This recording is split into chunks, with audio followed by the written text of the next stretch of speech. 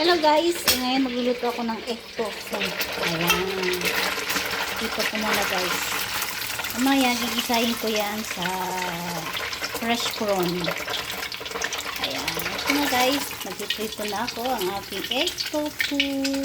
Kasi mamaya gigisahin ko na siya kasama sa fresh prawn. O, diba? So, ganun lang guys. Ganito lang ang pagluluto ng egg tofu na may fresh prawn. Sobrang init.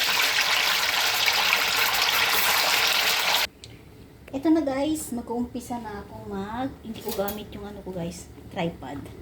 So ito muna guys, lalagyan na natin ng garlic onion. Itong oil guys, kanina pinaprito ko yung egg tofu. Hindi na pinalitan yung oil kasi ano lang naman yun eh. Tapos, isasali ko na ang hipon. Ayan. Okay. So, ganito lang guys. Hindi na kailangan gamitin ng bagong oil kasi yung oil na ginamit ko kanina, yun na yung naprito ko. So, ganun lang guys. Nakita nyo naman. Sisiriin na natin ang ating hipon.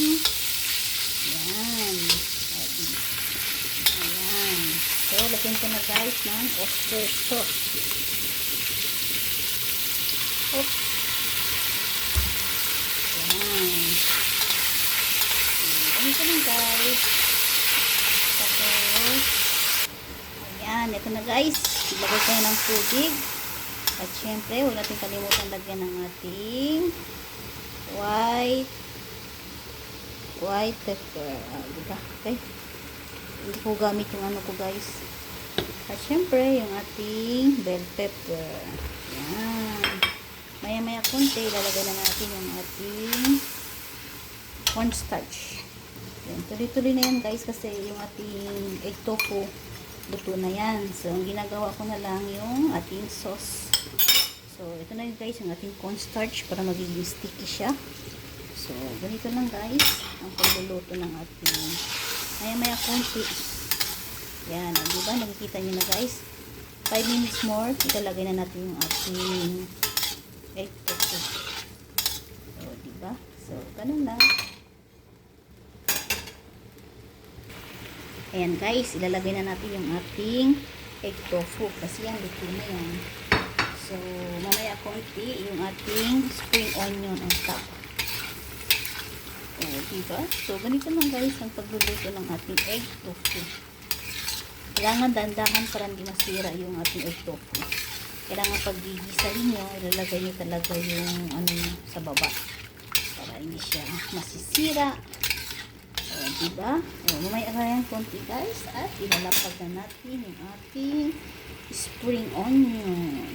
Ayan. Andiyan na po ang ating spring onion.